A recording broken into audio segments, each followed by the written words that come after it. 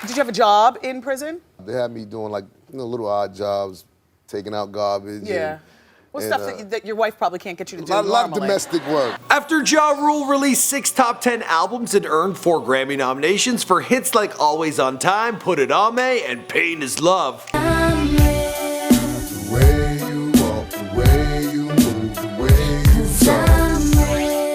After his Murder Inc. Records crew and Irv Gotti got called out for shady business practices, after Ja made enemies with Lil Mo, Foxy Brown, DMX, 50 Cent, and Eminem. Shut up, him, you claim your mother's a crackhead and Kim is a known slut, so what's Haley gonna be when she grows up? After Ja Rule's net worth dwindled down to $5 million, forcing the star to diversify his skill set. Exactly why we want to nail this guy. During his come-up years, Ja Rule was hanging out with 50 Cent, with the two being on Jam Master Jay's label. Ja stated in an interview with Hot 97 that 50 was always hounding him for them to put out a record together, a project that never materialized. Then when Ja had his breakout success in 1999, it was like the world was at his feet, but 50 would return this time looking for beef. Meanwhile, Murder Inc. was under investigation by the FBI and the IRS. Ja was a father now to 3, and he tried to branch out and get his career going again, which is going to be difficult with a 2-year prison sentence on its way. What's going on, guys? My name is Mike McCredden, documenting the life and career of Ja Rule after his initial rise to fame, here for you on After They're Famous. In the past, we've done videos on 50 Cent and DMX, be sure to check them out, and as always, let us know in the comments down below who you want me to document next.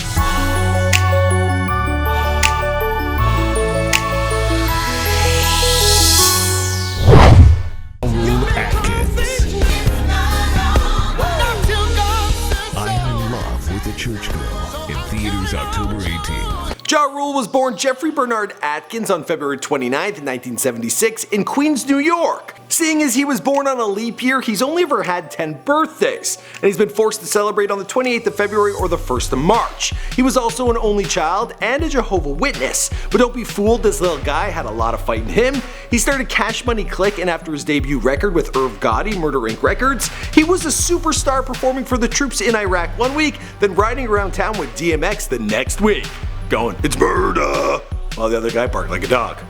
Jumps in the car with him. We ride out. Come to find out, he stole the car that we're riding in. Okay, so that time he had to hitchhike home, but other than that, Ja was on top of the game. Then in the late 90s, another up-and-coming rapper started making waves that was the same age as Ja and from the same area of Queens. Little was known at the time as to why 50 Cent, an unsigned artist, was firing shots at Ja Rule, but the beef continued to brew, which only helped bring more attention to 50, who was soon signed to Shady Records. From there, things only got uglier. What's up with this 50 Cent shit? Alright, it's simple and plain. You know, the nigga, he's on my dick and shit.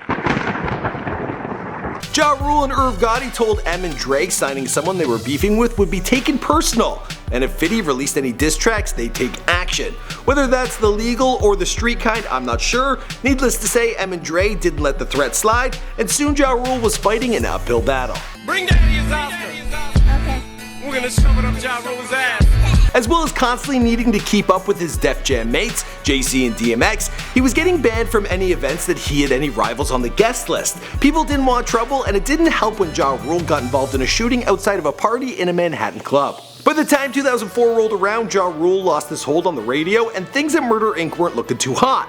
Because of links to drug kingpin Kenneth Supreme McGriff and his investment in the company early on, the Inc. offices were raided by the FBI. Soon after, the IRS started investigating them and took them to court. While this was happening, Ja couldn't say anything on tracks or in real life that might work against the company in the case, which might explain why his diss tracks were so weak. Once his contract was up in 2005, Ja Rule decided to take a break from recording. When it looked like the Inc. was up and running again in 2007, Ja made his radio return with Lil Wayne on the single Uh-Oh. But a few months later, when his car was searched, Ja got arrested for gun possession. Yeah, you can say that again, boys. His court date wasn't for another few years, and in the meantime, Gotti gave him his own label, Empire Music Group, and even tried to find God in his first starring film role. What is so bad about going to church? God don't want somebody like me in his church, okay? Yeah, that's a real movie called I'm in Love with the Church Girl, where he plays a former drug trafficker looking for redemption, but right after he finished filming, the court called action on his 2-year prison sentence. Inside, he read a lot of books, he got his GED, and packed on 40 pounds of muscle. One thing he didn't do, get into fights. Go figure. His term was up on June 8, 2011, but he got tossed right back in for failing to file taxes on over $3 million in income. Finally, on May 7, 2013, he was released for real and beelined to a TGI Fridays for cheeseburger and fries. I guess he didn't know about Five Guys.